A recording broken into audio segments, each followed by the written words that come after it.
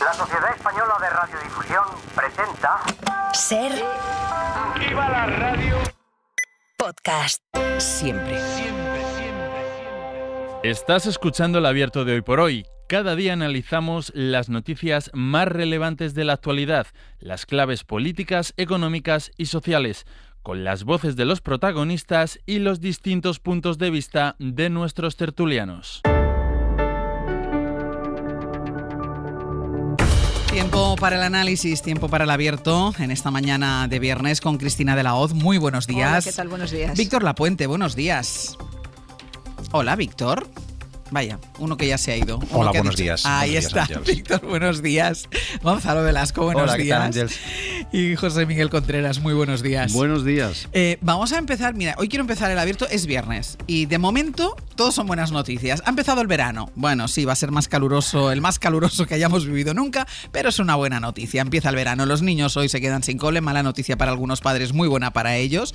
Buena noticia en el fútbol, buena noticia para los consumidores. Es decir, hoy arrancamos el abierto con sonrisa. Y voy a empezar con esa buena noticia para el fútbol, por esa victoria de ayer de la selección española frente a Italia, ese 1-0 que dicen que supo a poco viendo lo que se vio, así que nos vamos a Alemania. Enviado especial Adrián Betts, buenos días. ¿Qué tal, Ángels? Buenos días. A ver, alguien que no lo vio como yo, ¿es verdad que jugó también la selección española?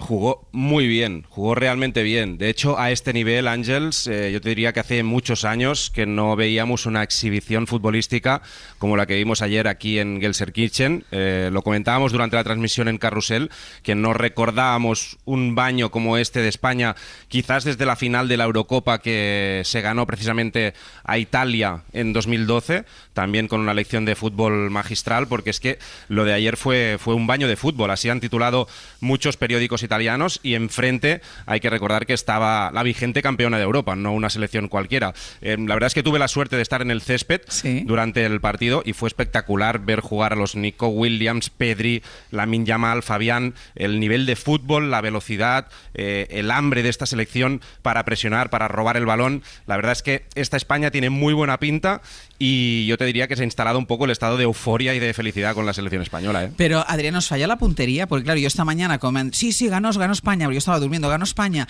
pero con gol propia puerta de Italia. Digo, ¿pero qué pasó si jugamos también? ¿Falló la puntería? Bueno, a ver, si se le quiere poner un pero a esta selección, es verdad. El de ayer es la efectividad, el acierto en los últimos metros. Pero vamos, que las ocasiones se crearon y al final, Ángels, el mejor de largo de los italianos fue el portero. Fue Gigi Donnarumma, que si no llega a ser por él, a Italia ayer le caen por lo menos 4 o 5 goles, porque hubo momentos del partido en los que España ciertamente fue un vendaval. Ya en el primer minuto de partido tuvo una ocasión clarísima Pedri tras un centro buenísimo de Nico Williams, que por cierto fue elegido el mejor jugador del partido, porque ayer realmente Nico Williams voló sobre el césped del Veltins Arena y volvió loco a Di Lorenzo, al lateral derecho de Italia. Incluso Nico Williams mandó también un disparo al larguero, pero es que pudieron marcar también Fabián, Morata, Lamine Yamal. En fin, que España tuvo 6-7 ocasiones clarísimas, y es verdad que le faltó un poco de puntería, pero tuvo también ese punto de suerte necesaria con el gol de Calafiori en propia meta. Destacó Nico Williams, que fue elegido mejor jugador, pero el otro día lo hablaba con Meana, Adrián, y ahora tú citando, todos los que jugaron bien, que al final esta selección lo que tiene es que da mucha sensación de equipo, ¿no? Que individualmente hay muchos que son muy buenos, pero como equipo funcionan muy bien. Sí, sensación de familia, Exacto. Sensación de un grupo de amigos que se llevan bien, sensación de que Luis de la Fuente también les conoce a la mayoría desde hace muchos años, desde las categorías inferiores de la selección española, y sabe cómo tratarles. Fíjate que ayer le preguntábamos a Luis de la Fuente por Cucurella, que es un jugador por el que seguramente nadie apostaba, y ayer hizo un auténtico Yo lo tuve el primer partidazo. día, lo tuve que buscar en Google. Fíjate, pues imagínate, así seguramente está mucha gente, Ángels, pero ayer fue de los mejores de España Cucurella, y de la Fuente le conoce desde hace un montón de años, desde las categorías inferiores de la selección española, ha apostado por él, y decía de la Fuente, es que yo sé lo que Cucurella me puede dar y él sabe lo que yo le voy a pedir. Por lo tanto, de la Fuente conoce muy bien a este grupo de jugadores que además, como decíamos, muchos son amigos, como Lamine Yamal, como Nico Williams, y este yo creo que es el gran punto fuerte de esta selección española, y lo saben aprovechar muy bien. Próximo partido de trámite frente a Albania el lunes, ¿no? El lunes en Düsseldorf, 9 de la noche, partido, como dices, de trámite, porque España ya está clasificada para la siguiente fase como primera de grupo, así que este lunes en Düsseldorf frente a Albania. El partido importante va a ser la próxima semana, el 30 de junio, domingo 30 de junio, que es el de octavos de final, aunque España todavía espera rival para esta fase de la Eurocopa. Pues a disfrutar de la Eurocopa, tú desde allí, nosotros desde aquí, Adrià, gracias. Un abrazo, hasta luego. Claro, yo he preguntado antes de empezar, ¿visteis el partido? Y te lo voy a preguntar a ti, Víctor, porque tú no estabas aquí cuando hemos empezado, porque tú estás fuera. ¿Tú viste el partido? Sí, yo vi el partido. Bueno, menos mal. Casi todos los españoles fuera de España el sueco vio el partido. Sí, porque yo creo que estamos muy orgullosos de España y además, a diferencia del debate que se está produciendo en nuestro país sobre si hemos renunciado al estilo español, yo creo que fuera de España los españoles sabemos que esto no es así, porque llevamos muchos años siendo acosados por los alemanes o por gente de otros países, pues atacando el estilo del tiki-taka y hemos visto que España se puede reconvertir de este tiki-taka a otro tipo de juego, y la verdad es que ayer fue un partido muy bonito, fue realmente fútbol total, creo yo, equilibrado pero espectacular, fue bonito pero agresivo, hubo mucho toque pero también hubo mucha presión, un juego moderno interior de combinación con Pedri y Fabián, pero también hubo un juego clásico por las bandas con Nico y Yamal, yo creo que hubo tiki-taka y toma y daca, y la verdad es que la única incógnita es lo que decías tú, si este juego se traduce en goles, ¿no? Y los grandes campeonatos al final se deciden en las áreas, ¿no? Con un portero excepcional y con alguien que esté muy enchufado al gol, y quizás eso nos falta, pero en todo caso yo creo que muy contentos ayer del partido, todos, y hablo en nombre de la comunidad de expatriados españoles, ¿no? Aquí ni Contreras, ni Gonzalo, ni Cristina vieron el partido, unos más futboleros que otros, como José Miguel, que es futbolero y por cuestiones, lo que sea, profesionales o personales, no lo pudo ver, pero yo, José Miguel, de trabajo, y yo también de trabajo porque tenía que dormir, pero yo cuando le preguntaba a Albets por el hecho de si esto es un equipo, a mí por circunstancias profesionales me tocó trabajar mucho en la Eurocopa de 2008, aquella que ganó, podríamos decir, ahí empezó todo lo de la selección española, y entonces teníamos esa sensación de que el equipo era muy equipo, era como una familia. Yo creo que esto también es fundamental a la hora de conseguir éxitos deportivos. Yo creo que es mejor incluso que las individualidades. Bueno, sin duda, ¿no? Y más en el fútbol, en el que el campo es muy, muy grande.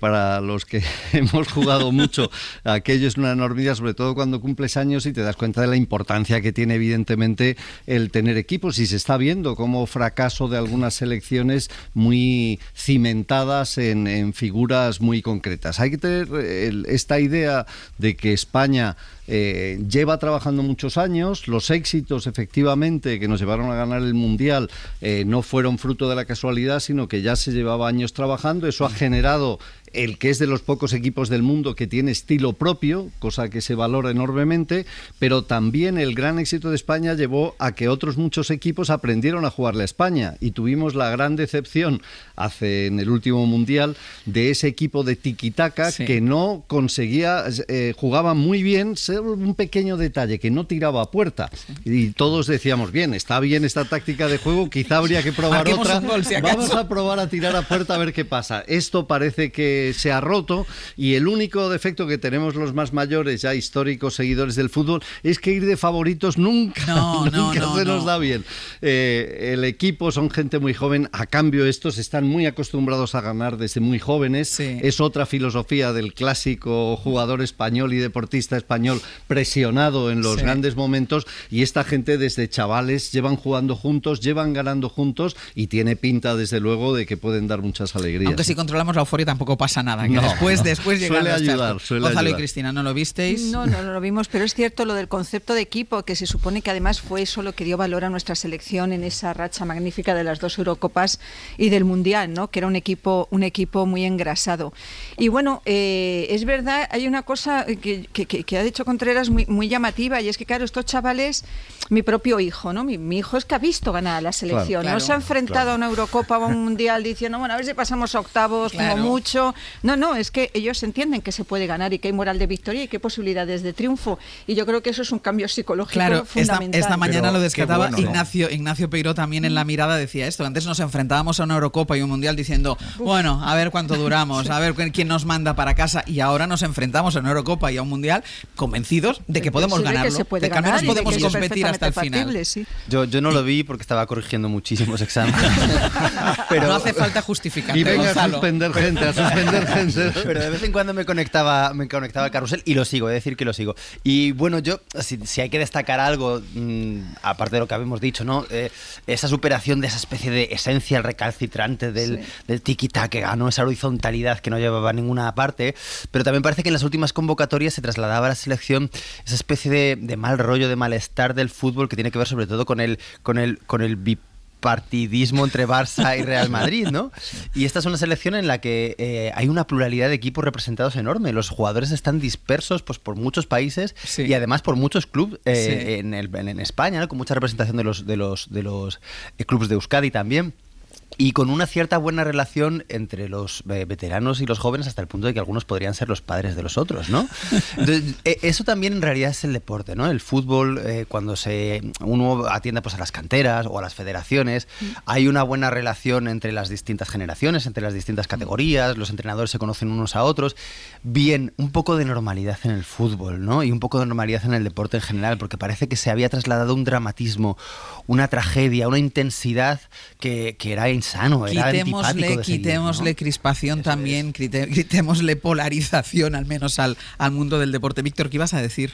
Bueno, que afortunados nosotros que vimos el fracaso de las selecciones españolas del pasado y ahora podemos disfrutar más, yo creo, de las miles del éxito, ¿no? Porque sabemos lo difícil que es esto. Lo que pasa que, como culé que soy, cuando después llegan las derrotas, uno ya se acostumbra a las victorias, ¿eh? Acostumbrarte a las victorias es muy fácil.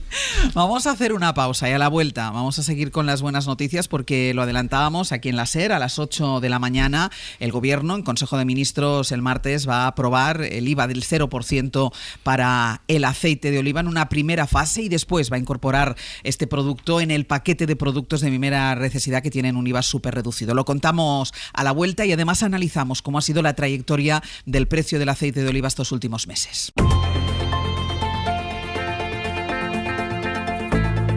El Abierto. SER Podcast. En el Abierto, Cristina de la Hoz, Gonzalo Velasco, Víctor Lapuente y José Miguel Contreras. Se lo adelantábamos a las 8 de la mañana. El Gobierno va a eliminar por completo el IVA de las botellas de aceite de oliva a partir del 1 de julio. Además, este producto va a ser considerado producto de primera necesidad, como el pan, los huevos, la verdura, la fruta. Vamos a volver a Radio Sevilla. Diego Suárez, hola de nuevo. Hola a todos. Y esto quiere decir que el IVA del aceite de oliva ya no va a superar el 4%. El 1 de julio, de hecho, no tendrá IVA. Eso lo vamos a notar mucho y lo contábamos, porque el aceite de oliva se había llegado a encarecer casi un 130%. Sí, en 3 años hemos visto cómo el precio del aceite de oliva se ha triplicado por las malas cosechas debido sobre todo a la sequía. Ahora el Gobierno toma cartas en el asunto y despeja al fin la incógnita. Según ha sabido la SER, el Consejo de Ministros del próximo martes se aprobará eliminar el IVA del aceite de oliva a partir de ese día, del 1 de julio, tipo al 0% dentro de esa prórroga para eliminar el IVA de los productos básicos, y cuando decaiga esta medida transitoria, el aceite de oliva quedará de forma estructural en los productos que aplican el tipo súper reducido, es decir, el IVA ya no podrá superar el 4%. Cabe recordar, Ángeles, que esta medida de suprimir el IVA del aceite fue pactada con Junts a cambio de su apoyo a los decretos anticrisis del Gobierno en el mes de enero, y es además un manifiesto de intenciones del Gobierno para incentivar el consumo de aceite de oliva, un producto saludable que es esencial para Andalucía, que es la principal productora de España. La cosecha este año ha sido mejor por las últimas lluvias. Veremos entre esta medida del IVA y la mejora de la producción si a medio plazo las garrafas de aceite de oliva, Ángeles, siguen o no con alarmas en las líneas de los supermercados. Son los consumidores, lo veremos y ya veremos a ver si esta rebaja se refleja después en el precio en los lineales. Gracias, Diego. Un abrazo. Y la bajada del aceite de oliva puede no ser la única que el Gobierno aplique, porque el Ejecutivo podría volver a rebajar también el IVA de la luz tan pronto como este mismo mes. Javier Ruiz, hola de nuevo. ¿Qué tal, Ángeles? ¿Cómo estás? O sea, estamos diciendo que el Gobierno puede bajar también el IVA de la luz. Sí, por una cuestión técnica, pero muy sencilla de entender. El Real Decreto que aprobó el Gobierno decía que se aplicaba un IVA reducido del 10% cuando la luz subiera por encima de los 45 al megavatio. El pasado mes bajó por debajo de ese nivel. Así que, como el IVA subió al 21%. Pero en junio la luz ha vuelto a encarecerse, está superando, no los 45, está superando los 53 ahora mismo, 53,27. Así que ya no tenemos el IVA normal, sino que como la luz vuelve a ser luz cara, habrá que volver a aplicar el IVA barato, el IVA del 10%. Así que en julio, automática e inminentemente debiera bajar el IVA de la luz también. Dicho eso, el precio de la luz en lo que llevamos de 2024 está siendo sustancialmente más bajo que en otros países vecinos. Aquí estamos pagando una media de 58 euros por megavatio hora, en Alemania se pagan 80, en Italia se pagan 104. Así que, bueno, habrá mini bajada y los precios de momento nos podemos quejar, pero no demasiado. Y sobre la rebaja, bueno, primero desaparición y después rebaja del IVA del aceite que aprobará el gobierno, Javier, llega después de un carrusel de subidas. Aquí hemos estado prácticamente todas las semanas hablando de ello, de subidas del precio, que ha disparado el conocido como oro verde un 62%, aunque es curioso, ¿no? Y es paradójico, porque ahora mismo estaba bajando de precio. Sí, el aceite de oliva en el último mes ha vivido una bajada de precio por primera vez en año y medio. Es una bajada muy tibia, muy tímida, del 2,1%. Pero es verdad lo que dices tú, llama la atención que se baje el IVA ahora y no cuando subía bruscamente. Dicho esto, oye, bienvenido a la rebaja del IVA. Sí, absolutamente bienvenida, porque además esta bajada del último mes es un grano en un granero de subidas brutales, Ángels. Efectivamente, este año ha subido un 62,8 para ser exactos. Pero es que desde enero del 21 acumula una subida del 198%. Estaba diciéndolo Diego Suárez, se ha triplicado el precio. Probablemente el razonamiento del gobierno ahora es evitar lo que la industria del aceite aquí teme en España, un efecto sustitución, porque eso es exactamente lo que está pasando. El aceite de oliva es tan caro, con estas subidas del 198% en 3 años, se ha triplicado en 3 años, que lo que está provocando es que se busquen alternativas más baratas. Por ejemplo, el aceite de girasol, mucho de ello importado de Ucrania, que en 4 años apenas ha subido un 33%. Así que lo que el gobierno parece razonar es, primero, alivio a los consumidores y, segundo, apoyo a la industria para evitar ese efecto sustitución. Hay una medida de fondo. Por cierto, y esto, Ángels, se explica también por lo que viene, porque esto que te acabo de contar es lo que ya ha venido y lo que hay, pero es que lo que viene es una subida sin tregua. El campo dice que lleva una subida acumulada del 125% en producción en los últimos 2 años y que este año vamos camino de otra subida del 7%. Así que sí, medida de alivio. ¿Qué alimentos, qué productos de primera necesidad, Javi, tienen un IVA cero en España? Pues tienen tipo cero temporal, porque lo estabais contando bien, luego será del 4%, el súper reducido, pero tienen tipo cero desde el 1 de enero del 23, cuando se aprobaron los reales decretos tras la guerra de Ucrania, el pan común, las leches animales, los quesos, los huevos y las frutas, verduras, hortalizas, legumbres y tubérculos y cereales orgánicos. Todo esto tiene el tipo cero. Cuando la legislación decaiga, tendrán el más bajo posible, que es el 4%.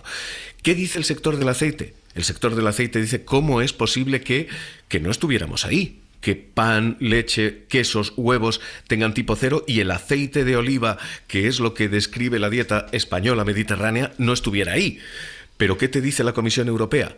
Oiga, nosotros no queremos ni tipos súper ni tipos reducidos. La Comisión Europea quiere que todo tribute al 21% y estas jugadas molestan mucho a Bruselas y a la tributación comunitaria. Así que tenemos servida aquí la cuestión de alivio a los consumidores y ya veremos cómo nos contestan allí en Bruselas. Gracias, Javi.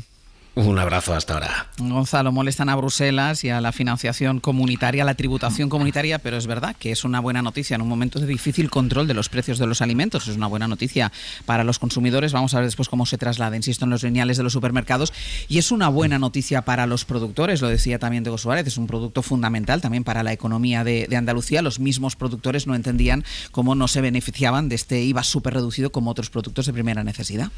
Claro, además hay que tener en cuenta que esto ya es una aprobación que parece que es estructural, es decir, el pacto con Junts tenía que ver con la prórroga del decreto excepcional por la medida de precios, que se había quedado estancado en el Congreso y la ley termina pues ahora el 30 de junio, ¿no? Esta aprobación, esta extensión del IVA ahora queda fuera, digamos, de esa ley, es decir, no queda limitada a ese marco temporal, que duraría entonces una semana, sino que ya parece que es estructural, ¿no? Esto es relevante porque, según confirman pues desde el Ministerio de Agricultura, que ya se ha manifestado en esta dirección en muchas ocasiones, y los propios agricultores, las condiciones climáticas hacen que el precio del aceite de oliva vaya a encarecerse de una manera seguramente progresiva, es decir, que no vaya a haber un regreso a los precios anteriores, ¿no? Parece ser, sin embargo, esto no me ha quedado del todo claro, que para las cooperativas y las almadrabas, para el sector de la transformación... Almazaras, perdón. El otro sería el precio del atún. Esto es verdad. Supone un problema por una cuestión de la devolución del IVA y habría que ver cómo compensarlas. Pero bueno, hecha esta exención, creo que es una medida importante y el gobierno tiene que ser sensible porque el aceite de oliva obviamente es esencial en la cesta de la compra de los españoles, ¿no? Cristina. Bueno, bienvenido en todo caso ese regreso a la política real de Junts con este tema en concreto, no con otros que formaron parte del pacto con el PSOE, pero esto era para exactamente un decreto. A mí me resultó sorprendente, ¿no?, que Junts hiciera bandera de la reducción del IVA, y está bien. Hablabais también del atún y bueno, es que esto abre la puerta porque hay productos que sí, que se consideran de primera necesidad y otros no, es decir, las carnes, las aves, el pescado, es verdad que forman todo parte de la cesta de la compra. Es paradójico que se produzca precisamente cuando se está produciendo una bajada del precio bastante llamativa, pero bueno, esto es en cumplimiento de un acuerdo que bienvenido sea, pero que nos hace pensar por qué no se extiende a otros aspectos fundamentales de la alimentación de los ciudadanos. José Miguel. Bueno, hablabas tú de buenas noticias, lo cual es noticia, porque se ha convertido en una especie de oxímoron, y la verdad es que es una pena que en la situación de tensión política y de enfrentamiento y de tensión cotidiana que existe, no seamos capaces de disfrutar, igual que de la victoria de España, de la buena marcha de la economía española, que en los registros más altos y reconocidos por todo el mundo, pues estamos situados en la vanguardia europea, y en los más bajos, que existen también evidentemente, también estamos en los más altos de toda nuestra evolución, como clásicos, como el paro juvenil, problemas endémicos en los que estamos en las mejores situaciones. Este tipo de medidas evidentemente son mucho más cercanas y comprensibles para la gente porque le acercan afectan directamente a su bolsillo, pero lamentablemente, además eran medidas que, por ejemplo, la oposición ha estado pidiendo en todo momento. Ya me extrañará que oigamos el decir, pues, bienvenida a la medida, estamos de acuerdo, y disfrutemos todos durante un día de que por lo menos todos estamos de acuerdo en que esto se haga, y es bueno, sin peros, que no hace falta de vez en cuando, aunque digamos hemos ganado, pero tiramos muchas veces la puerta y metimos pocos goles. El titular es que ganamos. Víctor. Sí, ojalá los políticos se tomaran un chupito de aceite para celebrarlo. Sí, o desayunar esta mañana una tostada con aceite. Sí, yo por un lado lo veo sensato esta medida para la inflación, porque los precios de la cesta de la compra han subido o van a subir este año un 4,5%. Sí. Eso es más alto que otros bienes de consumo o más alto que la subida de precios de alimentos en otros países. Eso seguramente indica que los españoles consumimos más aquellos alimentos que más han encarecido, como el aceite de oliva. Por tanto, tiene sentido actuar sobre este producto. Pero por otro lado, tengo dudas sobre los efectos para los bolsillos de los españoles, es decir, para los bolsillos que importan, que son de los más necesitados. Yo creo que la política para ayudar a aumentar el poder adquisitivo de los españoles la ha puesto el gobierno sobre la mesa en varias ocasiones. Ayer, por ejemplo, aumentando el subsidio de desempleo a 570 euros o elevando el salario mínimo interprofesional. Pero bajar los precios a todos, de Amancio Ortega a cualquier ciudad española o español medio, pues no me parece equitativo, ¿no? Y es perder recaudación que podría ir a los más necesitados. En todo caso, sí que me parece importante desmantelar el principal argumento que está teniendo la gran parte de la derecha en España, es decir, que esta reducción del IVA es perversa porque los supermercados, las grandes cadenas de distribución absorben el beneficio y no repercuten la bajada en el producto final. Ahí está el tema. Efectivamente, y lo que está claro es que ahora sí que tenemos argumentos y tenemos estudios que dicen que las grandes superficies trasladan a los precios un 85% o incluso más de la rebaja impositiva. Es decir, esto se traduce en un beneficio para los bolsillos de los españoles. de todos. Y la cuestión es si queremos que todo el mundo se rebaje, pero desde luego se produce y beneficia al consumidor, no beneficia a los grandes productores, que es una crítica, digamos, neoliberal que se está haciendo de manera muy insidiosa a las medidas del gobierno y que creo que no tiene fundamento empírico. Y la cuestión está, evidentemente, el efecto que tenga sobre las cuentas públicas. En Bruselas nos han dado luz verde, pero si restamos pues otros 1.000 millones alargando las rebajas del IVA a lo largo de este 2024, pues bueno, no sé si vamos a llegar al objetivo del 3% del déficit público, pero en todo caso, puestos a elegir un producto, el que tiene el más sensato para reducir es el aceite de oliva. ¿Y por qué el aceite de oliva? ¿Por qué la singularidad del aceite de oliva? La palabra importante estos días es singularidad, ¿no? Singularidad de trato a unos o a un producto, ¿no? Esto Jun sabe mucho, parece ser. Venga, de la singularidad. Vamos a hacer una pausa y a la vuelta vamos con la visita de Milei, que está sobrevolando un territorio, no sé en qué punto se debe encontrar del aire, pero que aterriza este mediodía en España.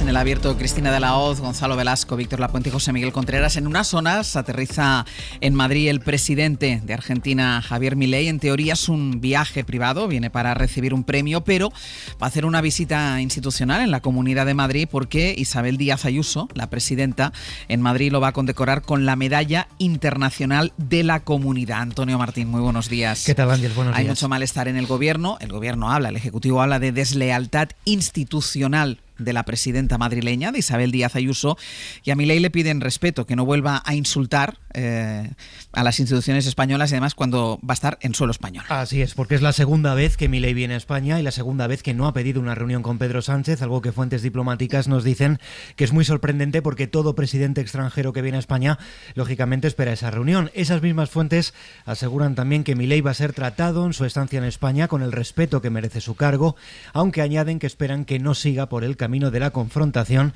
y que esté a la altura, concluyen, del pueblo argentino. Y de ahí pasan, como dices, a acusar a Ayuso de profunda deslealtad. Recuerdan que en 2014, bajo el gobierno de Rajoy, se aprobó la Ley de Acción y Servicio Exterior y el artículo 5.2 de esa ley establece que un dirigente autonómico debe poner en conocimiento de exteriores que va a reunirse con un mandatario de otro país, entre otras cosas, para que el gobierno de turno pueda hacer recomendaciones a ese dirigente autonómico si fueran necesarias. Han puesto después voz a la posición del gobierno varios ministros, por ejemplo Ángel Víctor Torres y Mónica García. Muy anómalo, ¿no?, que un presidente autonómico reciba a un presidente de un Estado, en este caso de Argentina, ¿no? Lo que sí espero es que el presidente Milei se comporte de otra manera como lo hizo la anterior vez. Una deslealtad institucional bastante interesante, ¿no? Esto es lo que se dedica a la señora Ayuso. Nada nuevo bajo el sol viniendo de la presidenta de la Comunidad de Madrid. Bueno, Milei aterriza en Madrid a las 2, a las 7 recibe esa medalla de la Comunidad de Madrid que antes se ha otorgado a personalidades como Zelensky o el venezolano Juan Guaidó, y ya por la noche recibe el premio que otorga la Asociación Ultraliberal Juan de Mariana, que destaca en los motivos para premiarle que es un dirigente que ha explicado, y leemos literalmente de los motivos de ese premio, cómo el socialismo es capaz de arruinar un país. Después se va a Alemania, donde recibe otro premio parecido, donde el gobierno de Olaf Scholz ha reducido al mínimo el trato diplomático, ni honores de Estado, ni reunión bilateral, ni rueda de prensa conjunta tampoco, y la última parada para recibir también otro galardón de otra asociación ultraliberal, el lunes ya la República Checa. Antonio, gracias. Hasta luego. ¿Qué dicen en el Partido Popular ante la recepción que Isabel Díaz Ayuso le va a hacer al presidente argentino Javier Milei? Bueno, pues dan carta blanca para que aproveche esa fotografía con el presidente argentino. Mariela Rubio, hola. Hola de nuevo, Ángel. De hecho, en el PP creen que con esta acción, con este recibimiento, con este premio, con este galardón, con esta medalla a Milei, lo que puede hacer es comerle terreno a la ultraderecha. Dentro del partido, de todas formas, también creen que Feijóo queda en una posición un poco delicada, ¿no?, por este pulso constante que mantiene Isabel Díaz Ayuso con el gobierno central. Así es, en Génova enmarcaban ayer el encuentro dentro de la normalidad, evitando cuidadosamente el choque con la Puerta del Sol. De hecho, en la Dirección Nacional insistían en que estaban al tanto y en que Feijóo y Ayuso mantuvieron una conversación al respecto hace días. Pero ningún dirigente de alto nivel ha respaldado expresamente a Ayuso. Feijóo, que recordamos no se reunirá con el mandatario argentino, no se ha pronunciado al respecto, aunque sí lo hacía ayer la vicesecretaria Esther Muñoz. Que es normal que una presidenta en el marco de sus competencias haga lo que considere oportuno. ¿Y cuál es la noticia? La noticia sería que no fuese recibido. Entonces no entiendo cuál es la noticia del gobierno y por qué quiere seguir insistiendo en abrir y ampliar esa brecha con un país hermano como es Argentina. Génova, por tanto, deja hacer Ayuso, evitando trasladar cualquier fisura, pero tú lo mencionabas, hay dirigentes que reconocen en privado que si bien la presidenta saca a Abascal de la carretera con su foto con Milei, con su movimiento también rompe la estrategia de moderación de Feijóo. Con esta visita solo ganan Sánchez y Ayuso, dicen estos cuadros, que admiten que el líder del PP queda en una posición muy incómoda.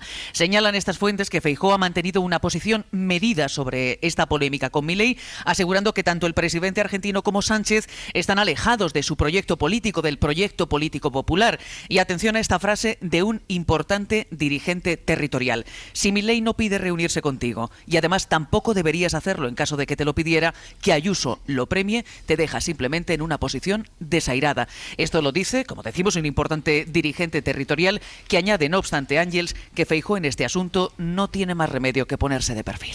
Mariela, gracias. A vosotros. Aquí estamos hablando desde ya hace unos cuantos días de esta visita y sobre todo desde el momento en el que supimos que iba a ser recibido en ese acto institucional por parte de la presidenta de la Comunidad de Madrid, pero de esta visita también se está hablando en Argentina, lo recordábamos antes en la revista de prensa. Se habla y mucho. Mira, precisamente sobre esas tiranteces dentro de la derecha española, La Nación pone el foco en cómo esa visita de Milei ha agrandado la brecha entre Ayuso y Vox. De hecho, fuentes de la Casa Rosada consultadas por ese diario confirman que el encuentro con Díaz Ayuso se tramitó en el anterior viaje de Milei, el del mes pasado. Lo que pasa es que no podía recibirlo si venía a un encuentro de Vox. Ahora el motivo del viaje es otro y por eso es que Díaz Ayuso lo recibe, según cuentan esas fuentes del diario La Nación. En página 12, que es bastante crítico con el gobierno, leemos: Javier Milei acumula millas, críticas y desplantes en Europa. Se resalta ahí que el mandatario argentino se quedará con las ganas de hacerse la foto junto a Felipe VI. El protocolo lo impide, apunta Clarín. Zarzuela se escuda en que este tipo de reuniones se coordinan con el Ministerio de Exteriores español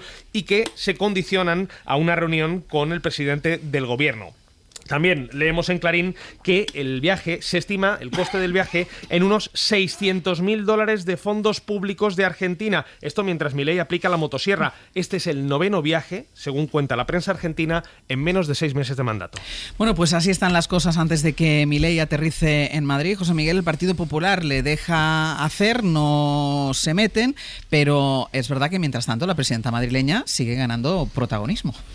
Bueno, parece evidente, en este caso además no se trata de una medida que podemos calificar como un pronto. Esto está organizado, planificado, discutido y por tanto todo lo que se analice hay que verlo desde esa perspectiva. Es decir, cuando se hace por algo. ¿Qué 3 efectos, en resumen, que de alguna manera se ha ido comentando, provoca este acto? Uno, evidentemente, acentuar el enfrentamiento con Pedro Sánchez, llámese deslealtad, llámese búsqueda de un camino alternativo, pero evidentemente es premiar ahora mismo a la figura política que de manera más controvertida está chocando con la figura del presidente del gobierno. Por tanto, indiscutible. 2, el tema de la ultraderecha. Bueno, efectivamente, copas espacio, cosa que en Isabel Díaz Ayuso es bastante habitual. Pero Madrid ella ya lo tiene hecho esto. Ella ya lo tiene y podría pensarse que no quiere que le ocupen ningún tipo de espacio. Parece una cosa menor dentro de lo que estamos hablando. Y efectivamente crea esa tercera deriva que es el papel de Feijóo. Porque si tan importante es la figura hay una contradicción en la declaración que oíamos en la portavoz del Partido Popular, ¿no? Que es decir, pero ¿por qué no se le puede recibir? Si ¿por qué no se le puede recibir? ¿Por qué no lo recibe Feijóo?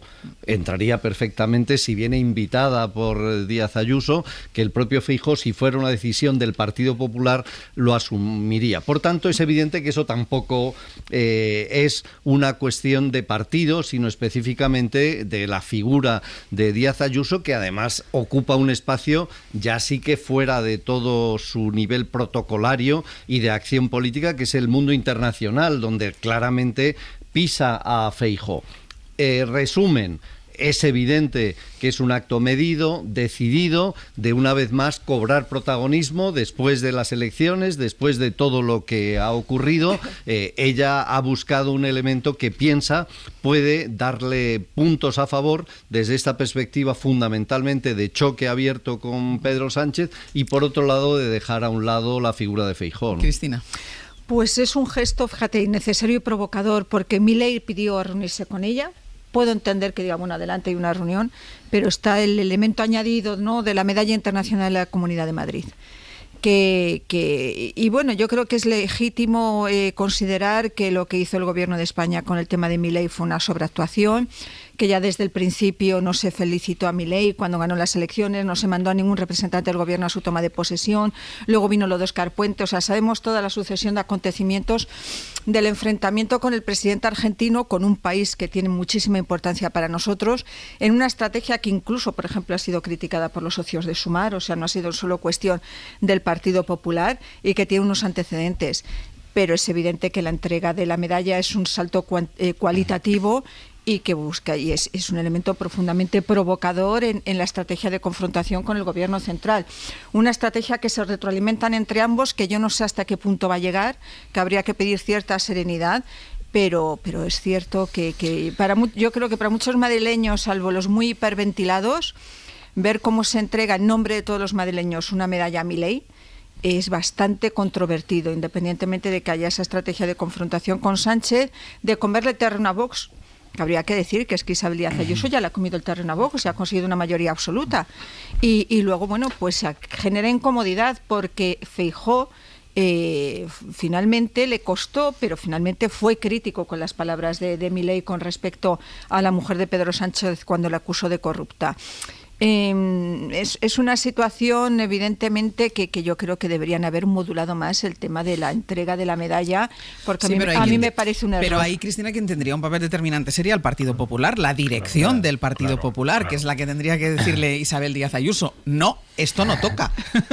Bueno, yo creo que, y sobre todo siendo Isabel Díaz Ayuso, no me imagino a Feijóo diciéndole nada en este sentido, sobre todo a la presidenta de la Comunidad, sobre todo a la presidenta de la Comunidad de Madrid. En el abierto, Cristina de la Hoz, Gonzalo Velasco, Víctor Lapuente y José Miguel Contreras, hablando de la visita de Milei a España, pero sobre todo de esa condecoración que va a recibir de manos de la presidenta madrileña Isabel Díaz Ayuso. Hablaba Cristina de la estrategia de la confrontación y decíamos, bueno, a lo mejor es Feijóo que no queda en muy buen lugar con esta estrategia de Isabel Díaz Ayuso, quien debería decirle, hombre, pues esto no toca, Gonzalo. Claro, en relación a esto, creo que es pertinente la apelación a esa ley de acción y servicio exterior, porque fue promulgada por el gobierno del PP en 2014, Mariano Rajoy, y entre otras de sus fines estaba limitar la autonomía de las comunidades autónomas para hacer política exterior. Claro, esto es muy significativo, ¿por qué? Porque la Comunidad de Madrid se está manifestando como una especie de soberanismo, casi rayando el independentismo, ¿no? ¿Independentismo para qué? Pues yo huiría, y creo que hay que huir de la explicación de que, bueno, es que Ayuso tiene una filia por las cámaras, quiere llamar la atención en todo momento y es solamente una manera de estar siempre con los focos puestos sobre ella. No, hay razones ideológicas de peso. Creo que Ayuso comparte y quiere que crezca esa entente internacional que se manifestó en la reunión que para las elecciones europeas concentró Vox, en las que participaron pues desde Meloni, Le Pen, líderes de extrema derecha del norte de Europa y el propio Milei, que se ha erigido en una especie de mito legitimador desde Argentina, ¿no? Claro, podríamos decir, pero esto es contraintuitivo. Bueno, es que el Partido Popular y en general las fuerzas conservadoras o liberales europeas están en ese dilema y están viendo cómo su límite por la derecha se diluye. Sin una estrategia definida, pero Ayuso quiere que eso crezca y Ayuso apuesta por una fusión de esas dos formas de entender la derecha. ¿Que supone qué? Supone una muerte del liberalismo. No es que esto sea una cosa de que, bueno, Milei y Ayuso comparten unas formas muy exageradas, muy excéntricas, pero luego en lo político, en lo económico son liberales y sean democráticos. No. Es que es una forma de hacer política para la cual los derechos del liberalismo, los derechos individuales y los derechos sociales que con mucho trabajo añadió la socialdemocracia y los movimientos obreros son un obstáculo. Son un obstáculo para las élites. Y esto es lo que están defendiendo estos movimientos de derecha que se están comiendo por ese flanco al conservadurismo y al liberalismo europeo. Víctor. Pues estoy de acuerdo con lo que ha dicho antes Contreras, que el acto de Ayuso no es improvisado, está muy detallado. La justificación que dio es estrambótica, pero muy precisa. Ella adujo 3 motivos para el encuentro con Milei. Primero, que las democracias liberales tenemos que hablar entre nosotras. Pues no, usted nos representa la democracia española de acuerdo a la Constitución y de acuerdo a la ley del Partido Popular que acaba de citar muy bien Gonzalo, ¿no? Es una responsabilidad del gobierno central. En segundo lugar, dijo Ayuso que es tender puentes, condecorar a quien ha dicho que el presidente del gobierno, como hizo Milei, el presidente del gobierno español es un cobarde y calaña de gente atornillada al poder y que su esposa es corrupta, eso es tender puentes. A mí me parece que no es de mal gusto, como ha dicho el gobierno alemán, sino que es inapropiado de acuerdo a cualquier tipo de código ético. Y la tercera justificación, que me parece particularmente perversa, es cuando añade el argumento Ayuso de que es respetar el resultado de las urnas. Y aquí volvemos a estar lo de siempre, vuelven a tirar desde el Partido Popular, desde Ayuso, un poco la piedra de tratar de deslegitimar al gobierno de España, subrayando que no ganó las elecciones y aún así gobierna, como si estuviera violando algún tipo de ley, algún tipo de constitución.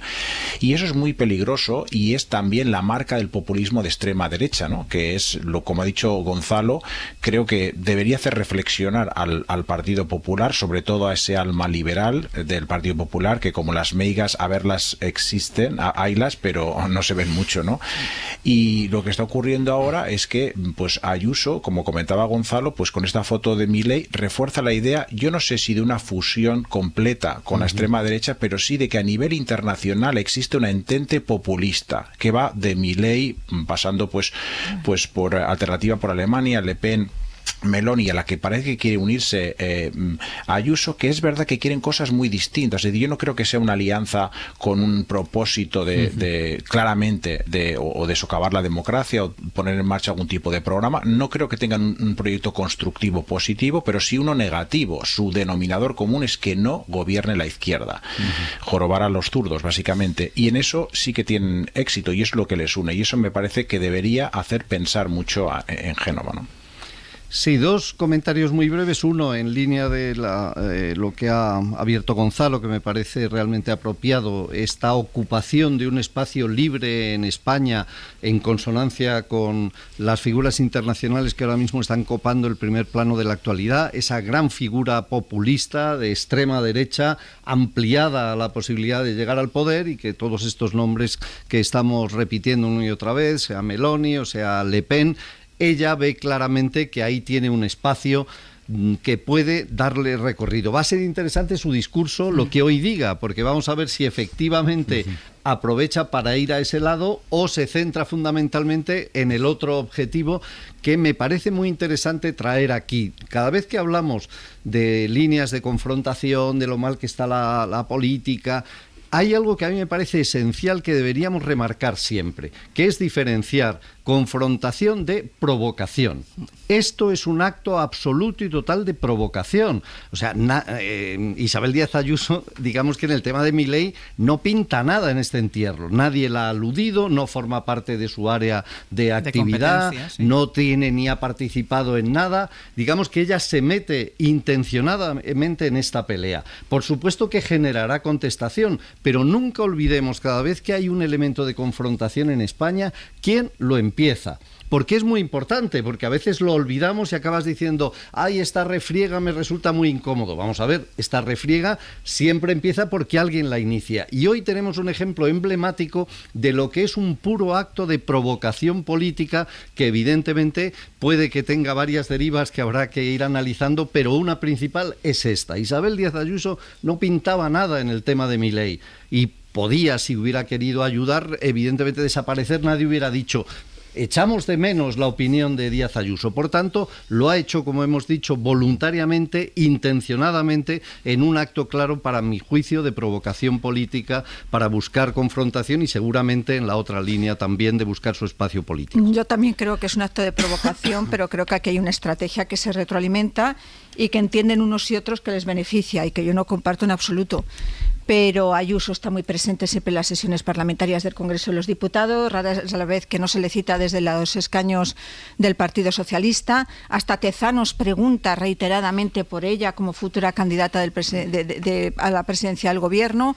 Yo asistí seguí este lunes la rueda de prensa del PSOE y sistemáticamente me contaron los colegas que la portavoz, sin el turno de preguntas y un día que no había ninguna información especial sobre Ayuso, es decir, que es verdad que no había nada, empezó a decir que Ayuso acabaría ante los tribunales, que acabaría detenida, que Miguel Ángel Rodríguez era Luca Brasi. Vamos a ver, aquí hay una estrategia que entienden, yo creo, unos y otros que les beneficia, de confrontación y de poner además la figura de Ayuso en primer plano, por entender que eso debilita a Feijóo. Creo que no se descubre nada nuevo.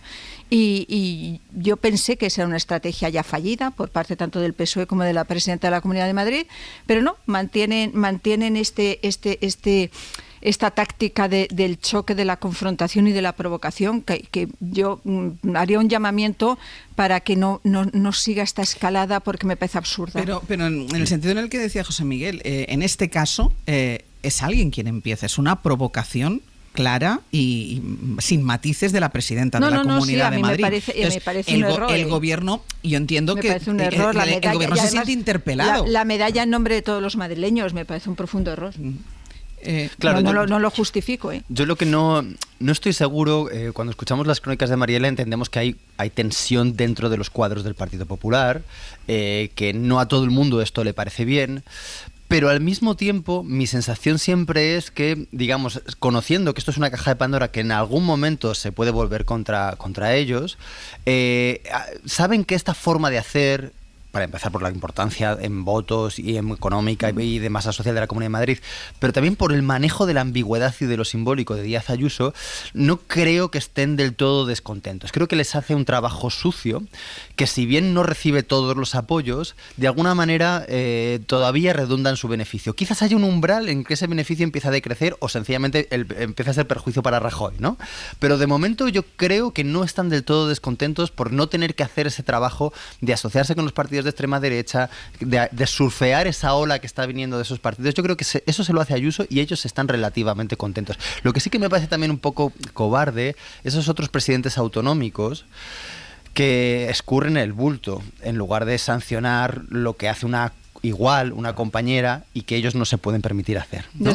Pero ¿desde cuándo alguien públicamente cuestiona algo que ha hecho alguien de su partido? Te quiero decir, eso yo creo que es pedir algo que es imposible y al final... Bueno, Emiliano García Paje cuando cuestiona las decisiones de Pedro Sánchez, Felipe Efectivamente, González, sí, pero no es lo decir, no vamos a desautorizar la actuación, ¿no?, de otro compañero, de otro varón autonómico. Sí, yo eso no lo veo. El matiz es que aquí es más por miedo, yo creo, que por instrucción del partido, que por argumentario. Pero en todo caso es verdad que les cubre un flanco y que, bueno, en las elecciones pues en Madrid sigue ganando el PP.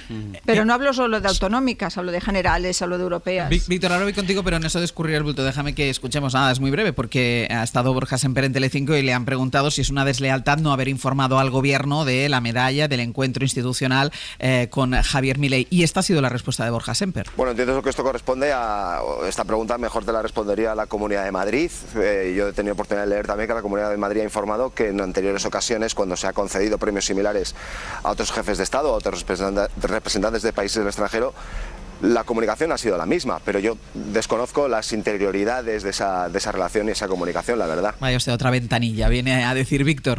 Bueno, yo le preguntaría a Borja Semper si él le daría la medalla a Milei, ¿no? Personalmente, ¿no? Él como representante de ese Partido Popular Liberal. Yo, en todo caso, quiero ser un poco optimista y pensar que hay dos planos de diálogo en estos momentos entre el Partido Socialista y el Partido Popular. Por encima, la superficie, el grito del debate público, no los pongo en el mismo plano y, como ha comentado Contreras, está claro aquí pues que aquí ha habido efectivamente una polarización asimétrica y ha habido alguien que ha provocado. Pero sí que quiero pensar que junto a eso existe otro plano de diálogo subterráneo y que nos hace albergar esperanzas de que se produzca pues un renacimiento de los grandes pactos de Estado con el Partido Popular, ¿no? Con un acuerdo para llegar a la renovación del Consejo General del Poder Judicial o incluso un paquete más amplio que implique la renovación de cargos en Radio Televisión Española, gobernador del Banco de España, etcétera. Es curioso cómo lo hemos normalizado, porque durante años criticábamos el pasteleo y el reparto impúdico de cargos entre los grandes partidos, y ahora anhelamos que se produzca, ¿no? Simplemente es nuestra esperanza, pero yo creo que sería bueno para la democracia y confío en que esto suceda. Y quiero pensar a largo plazo que el gobierno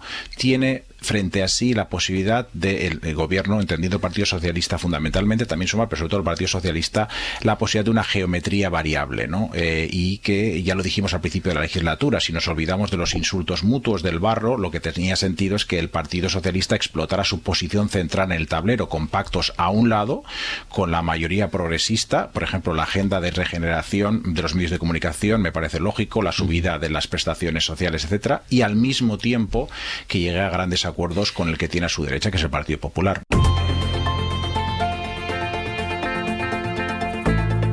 El Abierto. Ser podcast. En el Abierto, Cristina de la Hoz, Gonzalo Velasco, Víctor Lapuente y José Miguel Contreras. Sobre la denuncia, seguimos hablando de manera colateral de la presidenta de la Comunidad de Madrid, porque sobre la denuncia de su pareja a la Fiscalía de Madrid por publicar una nota de prensa aclaratoria con sus datos personales, nota que se hizo pública para desmentir un bulo que estaba publicando el periódico El Mundo, hemos conocido que el juez ha citado a declarar el lunes como imputados al fiscal jefe de Madrid y al fiscal de delitos económicos, Miguel Ángel Campos. Hola, buenos días. Hola, buenos días. Y sobre eso también toda la polémica, a partir también ayer de la publicación por parte del Mundo de los WhatsApps que intentó cruzar el fiscal general del Estado con la fiscal superior de Madrid después de que se conociera ese bulo, esa mentira que estaba circulando para desmentirla. Ella habló con el fiscal general del Estado, la fiscal superior de Madrid habló con el fiscal general del Estado esa misma noche en la que se publicó esa mentira. Ella acordó con el fiscal general del Estado que había que publicar una nota para desmentir y para contar la verdad de los hechos, pero después ella dejó de cogerle el teléfono al fiscal general del Estado y de contestar a sus WhatsApps. Consta en esa declaración prestada ante el juez del Tribunal Superior de Justicia de Madrid que instruye la causa, Francisco José Goyena. La fiscal superior de Madrid, Almudena Lastra, admitió ante el juez que instruye esa querella por revelación de secretos que la información filtrada por el novio de Ayuso sobre su pareja era falsa, que en la noche en la que El Mundo publicó el bulo del entorno de Ayuso, comunicó a su gabinete de prensa que aquella información no era cierta, que esa misma noche Lastra habló con el fiscal general y ambos convinieron en que había que desmentir el bulo de que había sido la Fiscalía la que ofreció un pacto al novio de Ayuso por sus delitos fiscales cuando había sucedido lo contrario. Fue Ángels a la mañana siguiente, mientras se preparaba la nota de prensa para desmentir la información, cuando la fiscal superior de Madrid, Almudena Lastra, dejó de coger el teléfono al fiscal general del Estado y no le contestó sus WhatsApps sobre el asunto. Lastra explicó al juez que no estaba de acuerdo con la nota porque mostraba demasiados datos, pero no manifestó esas resistencias a nadie. No aportó ninguna prueba al juez de que hubiera manifestado a su entorno o al fiscal general que se oponía a publicar un desmentido, ni por una posible revelación de secretos, ni por cualquier otra razón. No aportó Ángels correos o WhatsApps en ese sentido. Campos, gracias. A ti, buenos días. Víctor, la fiscal superior de Madrid apoyaba al fiscal general del Estado en esa necesidad de desmentir un bulo. Sí, es verdad. No, a ver, aquí es un tema muy complicado. Yo creo que el fin de la Fiscalía General del Estado con la publicación de la nota de prensa sobre los detalles es un fin correcto, es un fin legítimo. Creo que era necesario aclarar la verdad, desmentir los bulos del entorno de Ayuso sobre quién había propuesto realmente este pacto para evitar la prisión. Pero el medio elegido no es el adecuado, porque en España pues podría incurrir en un delito de revelación de secretos y contra la intimidad.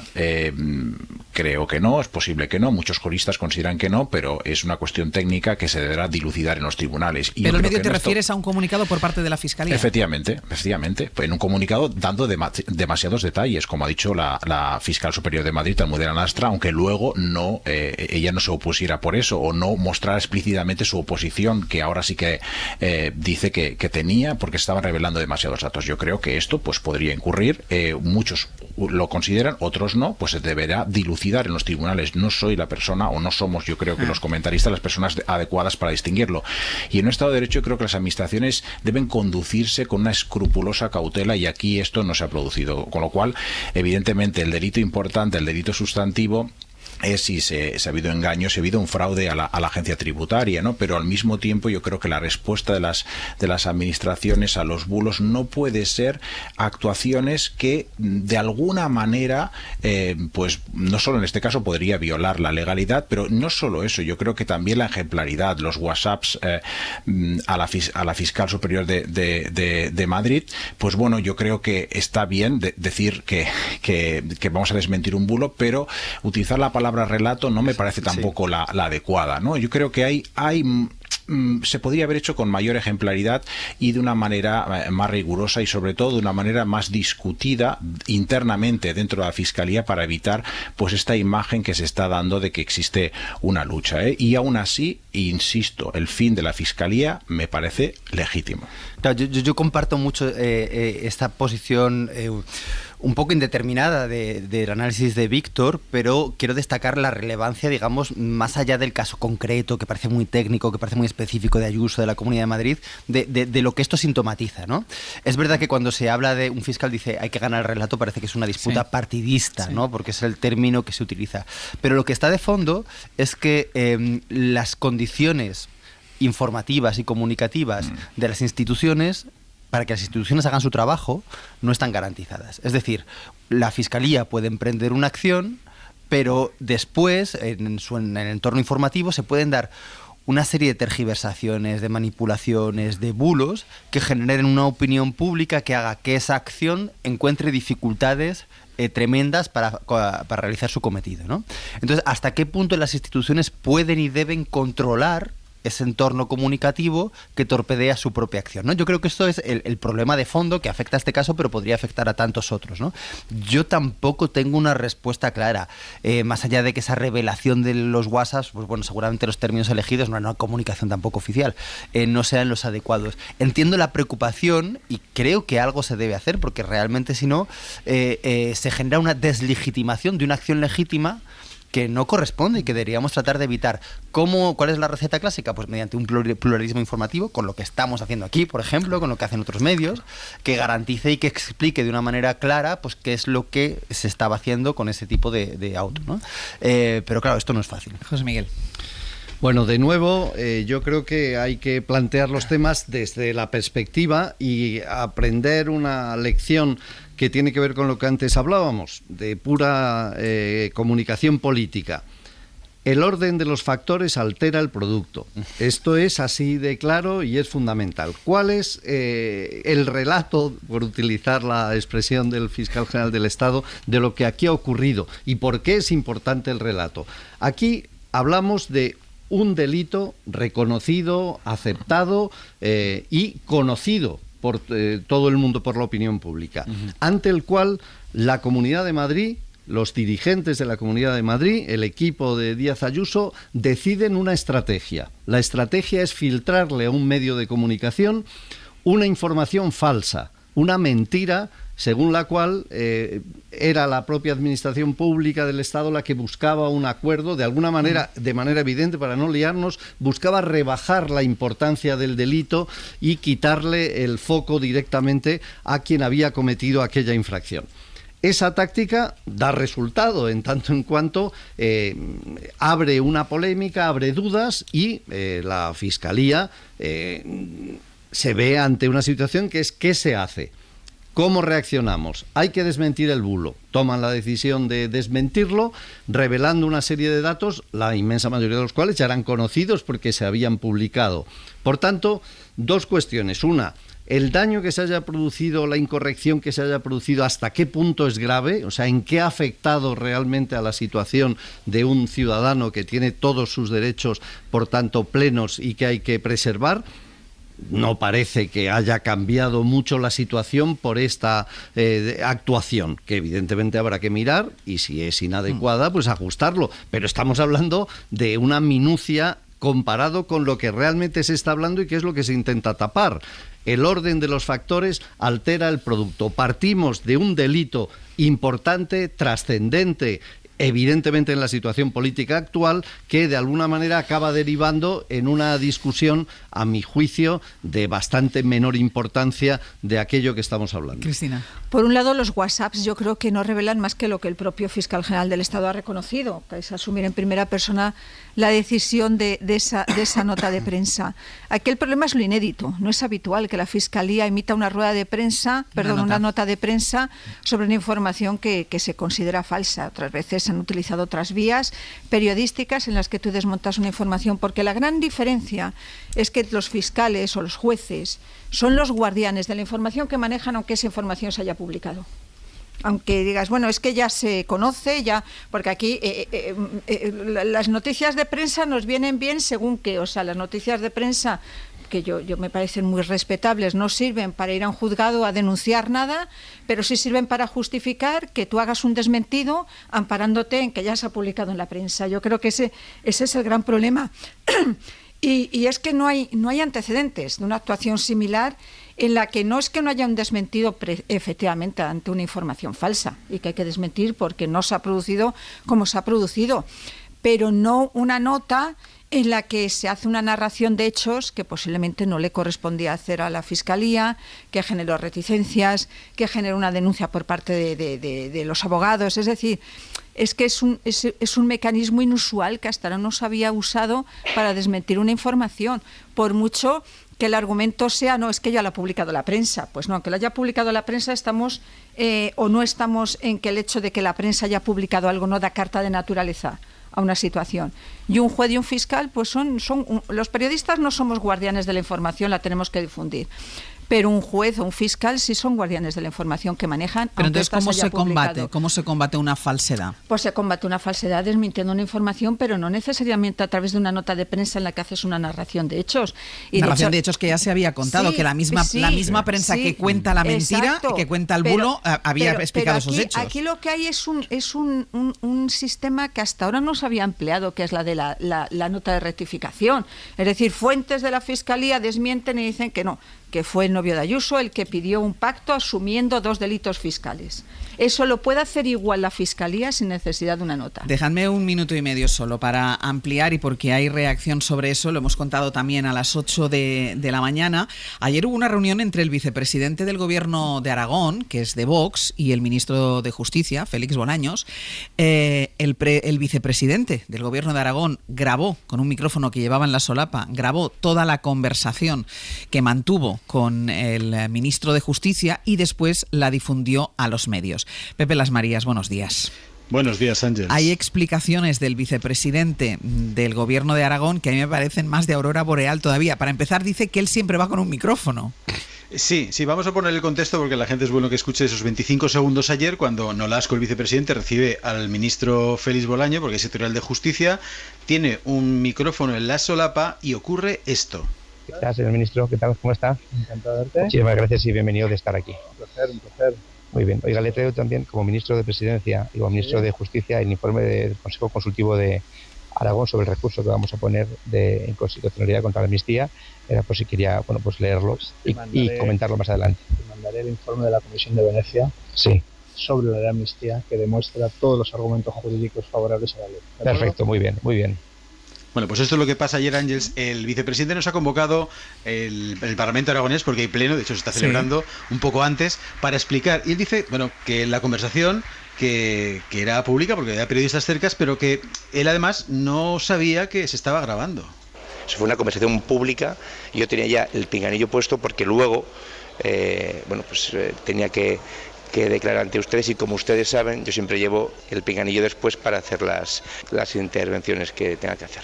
Pero en cualquier caso, vuelvo a repetir, no era una conversación privada. Ya ves, Ángels dice que sí, que él siempre lleva pinganillo y que va a tomar medidas porque él tampoco dio permiso para que se difundiera. Es cierto que estaba grabado con el audio y se podía no haber enviado, de acuerdo. En ese sentido, como ya digo, yo no di la orden de que se enviara ese audio. y por tanto pues voy a tomar medidas internas con mi equipo de prensa. Es todo lo que le puedo contar. Dice que pide disculpas al ministro Bolaños si se ha sentido ofendido. Por cierto, Bolaños está esta mañana en la delegación del gobierno en Aragón, aquí en Zaragoza, en una reunión con el delegado. Aquí en el Pleno, la oposición, el PSOE, ya le ha dicho a Nolasco que dimita y si no, le ha pedido a Jorge Azcón que lo cese. Claro, es que no es que sea un mudo que se conoce habitualmente en el argot televisivo del que se escucha lo que se dicen, sino que es que llevaba el micrófono colocado el vicepresidente del gobierno de Aragón. Pepe, gracias. Adiós. Hasta luego, pausa y seguimos.